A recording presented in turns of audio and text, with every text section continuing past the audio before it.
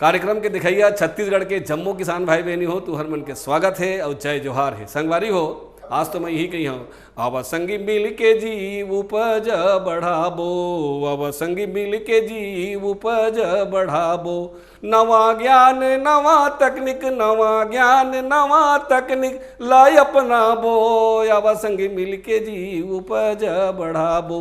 केचुअल खातू कैसे बनावन, कचरा ला कैसे संवारन, संगी कचरा ला कैसे संवारन, पानी कैसे छींचन, संगी खातू ला कैसे निवारन, संगी खातू ला कैसे निवारन, माटी के परीक्षण करा के संगी, माटी परीक्षण करा के संगी अक्तिहा कमाबो, या संगी मिल के जी उपज बढ़ाबो। हाँ तो संगवारी हो, आज हम आप मन ला मिट्टी के परीक्षण कैसे करे जाए और जैविक खातू के निर्माण कैसे करे जाए यही विषय में चर्चा करबो। ये विषय में चर्चा करने से पहले आवा एक लेथन एक छोटे से संदेश।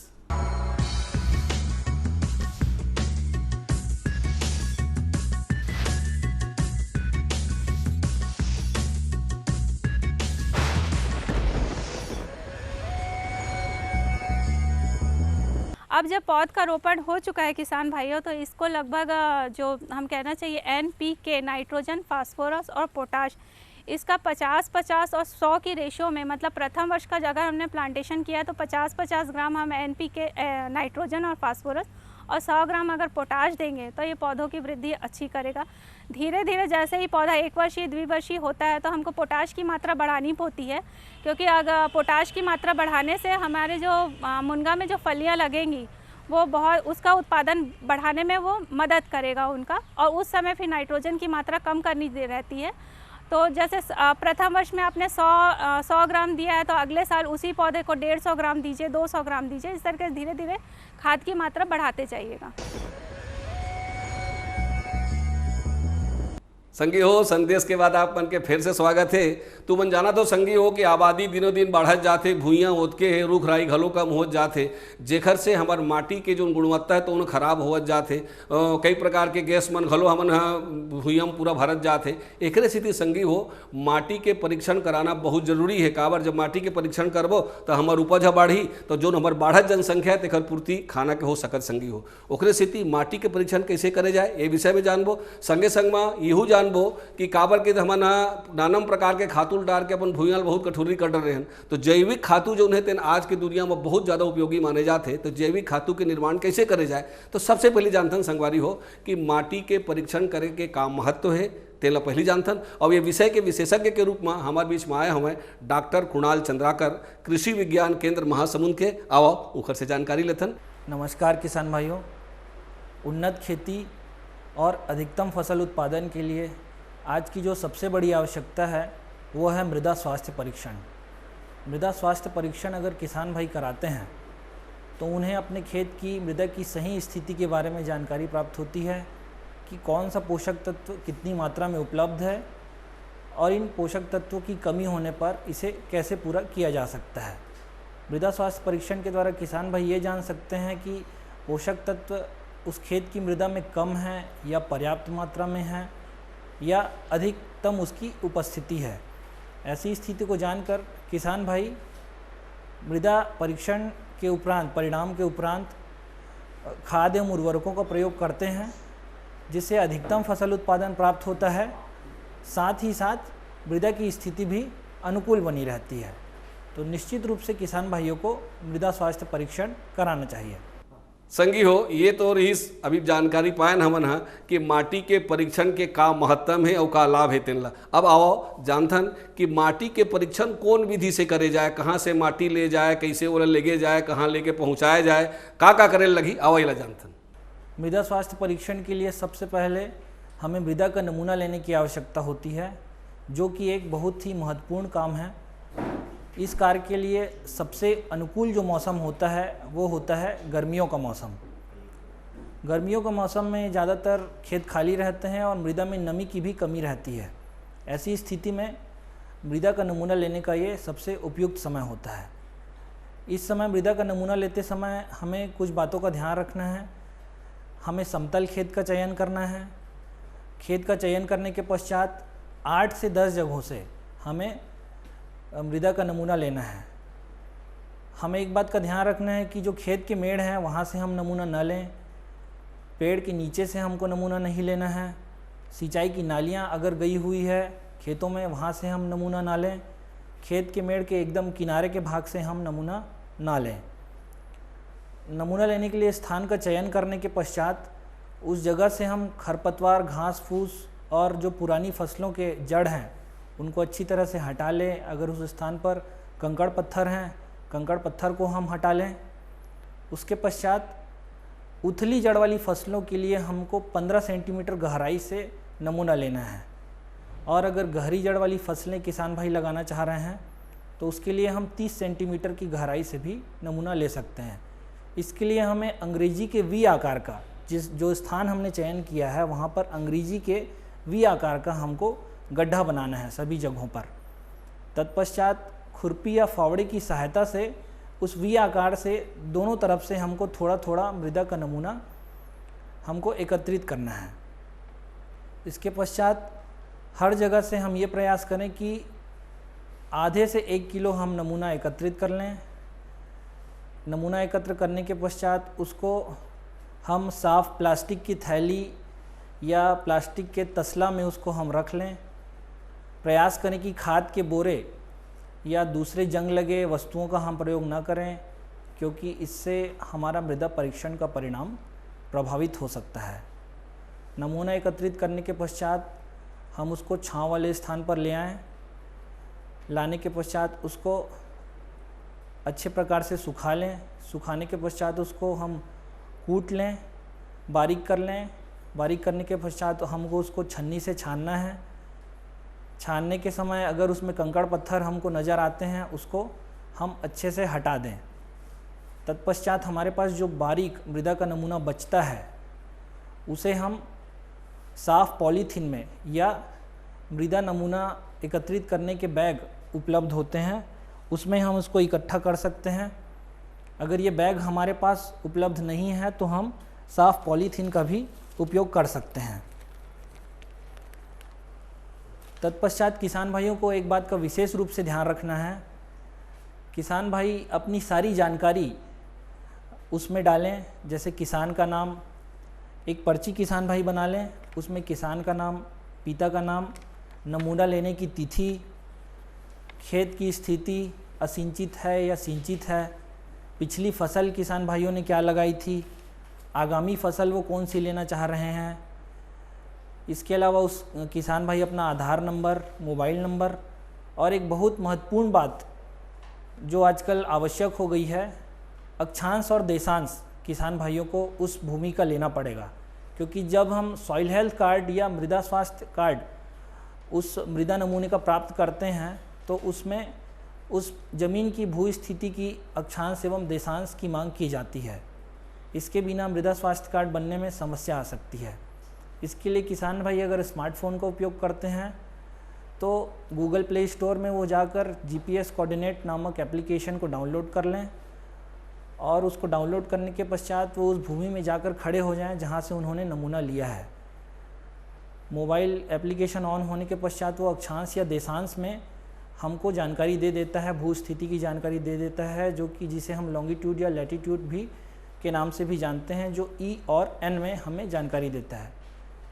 दोनों जानकारी को किसान भाई अपने जो नमूना पत्रक है उसमें नोट कर लें, और उसको जो पैकेट किसान भाइयों ने बनाया है उसमें डालकर प्रयोगशाला में उसे भेज दें।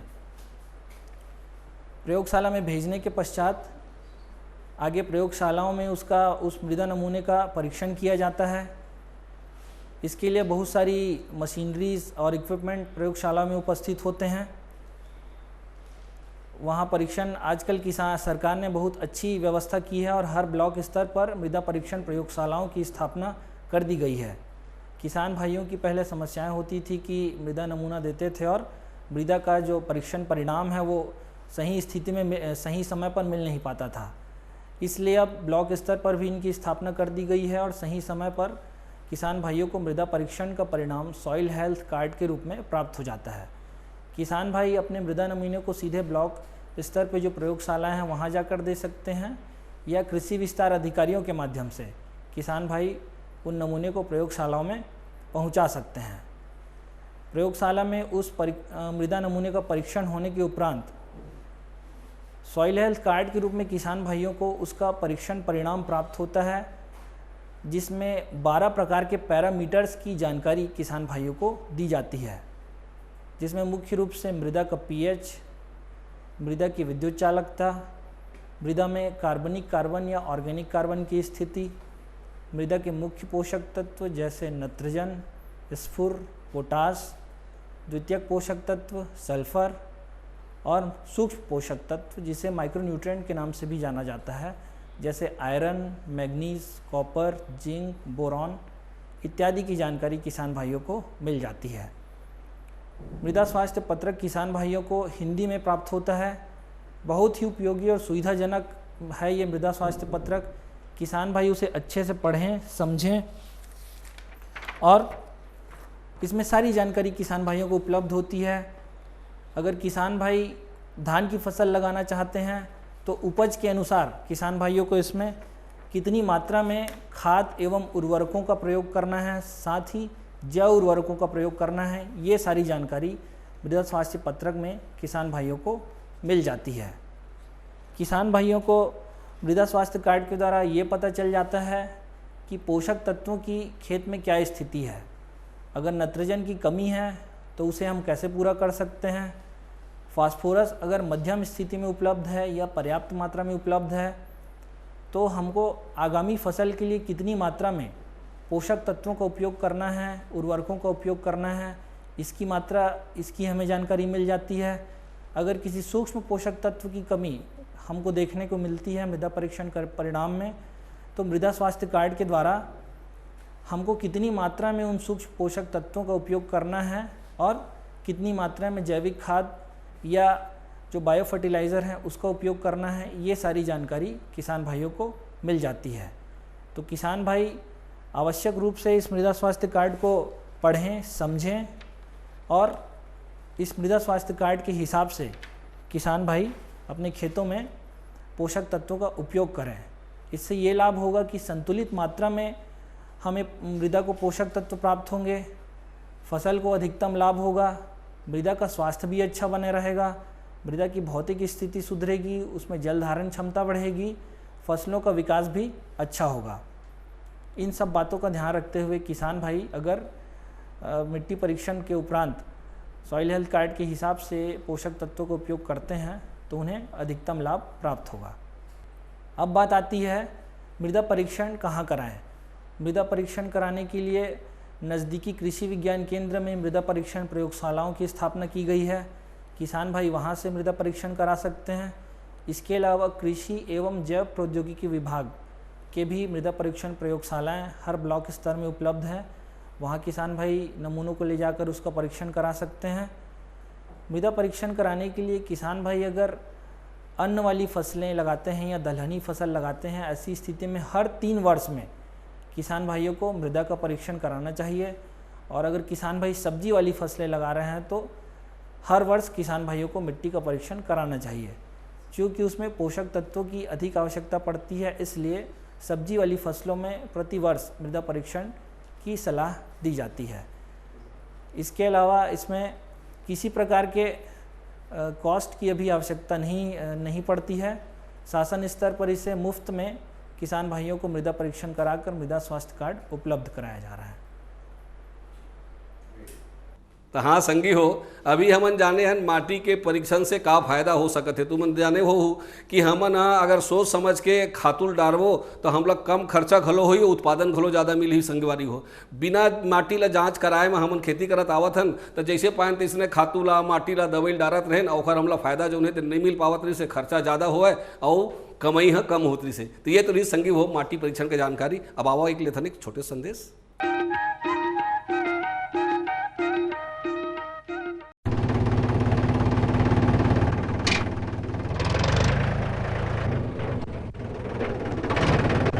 अरे हरकू वाह, बीज, कीटनाशक और आज खाद भी। अरे इतना खर्चा कहाँ से? अरे खर्च की चिंता किसे है, मेरे पास है ये किसान क्रेडिट कार्ड। कार्ड? अरे बैंकों द्वारा जारी इस कार्ड से किसान उसकी सीमा तक की रकम कभी भी बैंक से निकलवा सकता है और खेती बाड़ी की सामग्री कभी भी खरीद सकता है। तो हरकू भैया एक कारण मेरे लिए भी। किसान क्रेडिट कार्ड के लिए नजदीकी बैंक से संपर्क करें और पाएं ढेर सारे लाभ। मेरे साथ बोलो ए बी। अरे नादान, बच्चे को एबीसी सिखा रहा है। अरे काम धंधे की एबीसी तू कब सीखेगा? ये देख विज्ञापन। तेरे जैसे कृषि विज्ञान सीखे हुए युवाओं के लिए भारत सरकार के कृषि मंत्रालय ने एक योजना बनाई है, ACABC। ACABC? जी हाँ, ACABC यानी एग्री क्लिनिक्स और एग्री बिजनेस सेंटर। इसके तहत कृषि विज्ञान पढ़े युवाओं का चयन होने पर उन्हें मुफ्त ट्रेनिंग दी जाती है और हाँ, अपना कारोबार चलाने के लिए बैंक से लोन भी मिलता है। इसके साथ ही अगर युवा अपने इलाके के किसानों की खुशहाली के लिए उन्हें खेती बाड़ी व अपने कारोबार से जुड़ी लाभदायक जानकारी देते रहेंगे तो उन्हें लोन पर 36 से 44% तक की सब्सिडी भी मिलेगी। तब तो मैं जरूर सीखूंगा काम धंधे की ABC। शाबाश, चलो अपनाएं स्वरोजगार, खेती में हो विकास अपार।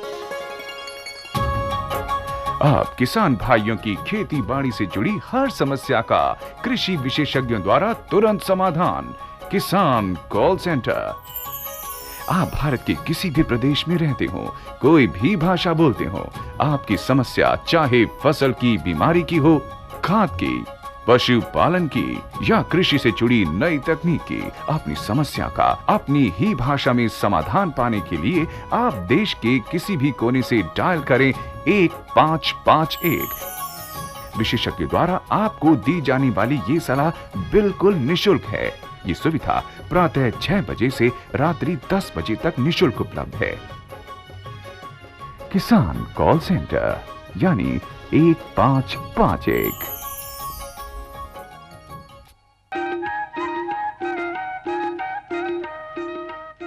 संगी हो, संदेश के बाद आप मन के फिर से एक बार स्वागत है। आओ, जैसे कि हम पहली जाने हमन माटी के परीक्षण कैसे करे जाए, अब हम जानबो जैविक खाद गेंगरुआ के जो खातू बनाते वर्मिंग कंपोस्ट की थे तेला कैसे बनाए जाए। काबर के संगी हो, तू मन जाना था कि हमन यहाँ खेती किसानी के जो सामान है तेला बाहर ले जब खरीद के उपयोग करथन ना बहुत खर्चा पड़ते। ओकरे स्थिति यदि हम बहुत अकन चीज़ ला अपन घरे में कहूँ बना करके उपयोग करबो तो हमारे खातू माटी खर्चा बहुत बाँची संगी हो। तो गेंगरुआ से एक ऐसे खाद बनाए जाते जिन बड़ा लाभदायक होते। तो यह का चीज़ आए, एक का स्वरूप होते, ये सबसे पहले जानथन। किसान भाइयों, वर्मी कंपोस्ट या केंचुआ खाद, जिसे सामान्य बोलचाल की भाषा में किसान भाई गेंगरुआ की खाद भी कहते हैं, इसे बनाने के लिए किसान भाइयों के पास विभिन्न प्रकार की विधियां हैं। जिसमें पहली विधि की अगर हम बात करें तो परमानेंट टंकियों का किसान भाई उपयोग कर सकते हैं। इसके अलावा प्रिकास्ट तकनीक के द्वारा किसान भाई इसे बना सकते हैं। और तीसरी विधि के रूप में प्लास्टिक की टंकियों में, जिसे HDPE टैंक या हाई डेंसिटी पॉलीएथिलीन टैंक के नाम से जाना जाता है, इसमें भी किसान भाई केंचुआ खाद का उत्पादन कर सकते हैं।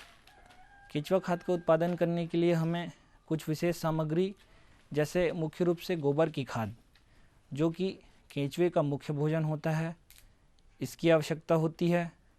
इसके अलावा कृषि अपशिष्ट पदार्थ, जो कि खरपतवार हो सकते हैं, सब्जियों का गीला कचरा, हरे घास फूस, धान की पराली, गेहूं का भूसा, धान का भूसा या अन्य प्रकार के छोटे खरपतवार, इनका भी हम उपयोग कर सकते हैं।